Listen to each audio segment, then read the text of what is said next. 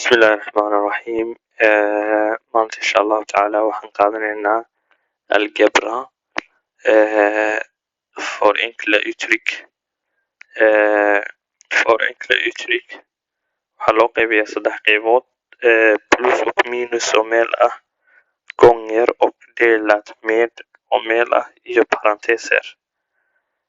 marka insha allahu tacaala waxaan example qaadanaynaa maanta plus och minus. plus och minus markaad xisaabinayso waxay dhahaan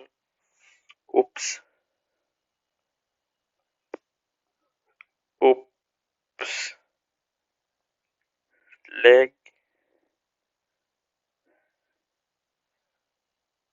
ihop de samma typer.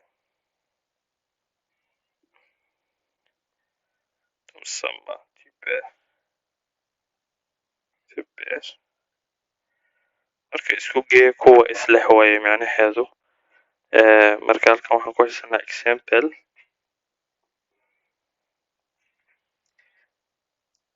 12 plus 2 x upphöjt till 2 plus 3 x minus 7 minus 4 x plus x upphöjt till 2.